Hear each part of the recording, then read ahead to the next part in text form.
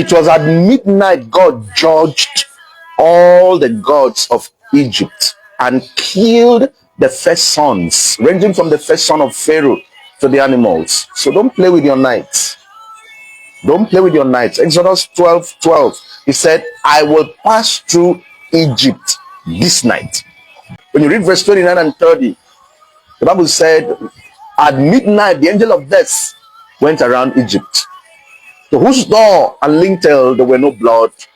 There were lamentation, wailing, gnashing of teeth, crying everywhere. As they woke up by 3 a.m., because it was done from 12. When they ought to be awake, they were asleep. That's my point here. It was at midnight Jacob died and Israel sprouted up.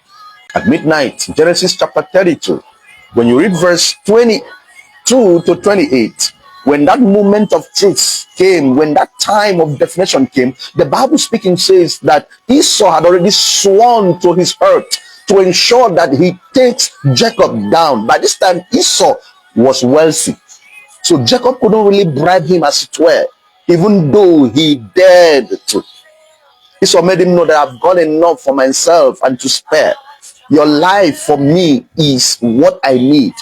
And while that happened, Jacob shed his family into two and said, if peradventure he got this, he won't get this. Cross over the brook of Jabbok. Use the stone to make pillow, not Vitafoam, not Mocha, not Zara, not the rest. Stone became his pillow until you get to that point of definition. And there, he had that encounter with the angel of the Lord. That day Jacob died. He said, thou shalt no longer be called Jacob, because you have fought with God and man and you have prevailed. It was at midnight Jacob died. Israel turned forth. And you're playing with your night.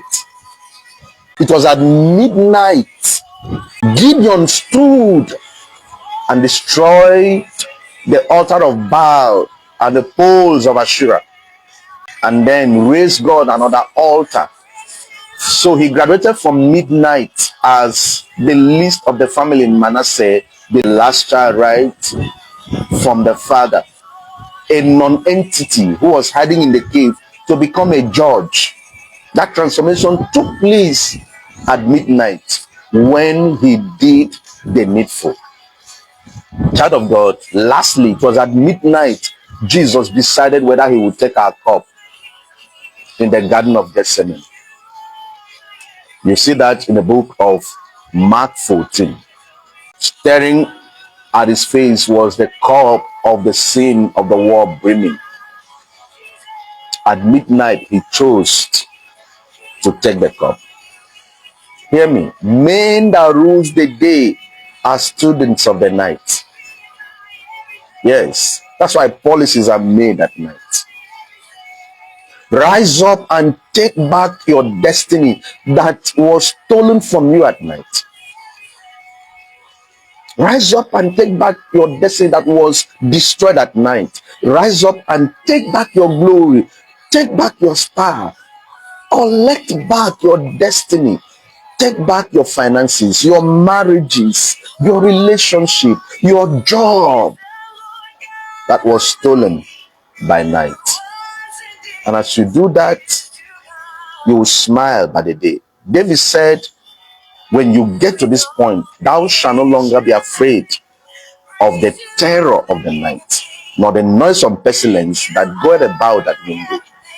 As you do this, the good Lord, who is everly ready to help you, who said, call upon me in the days of trouble, on your knees, when you make it to become alive.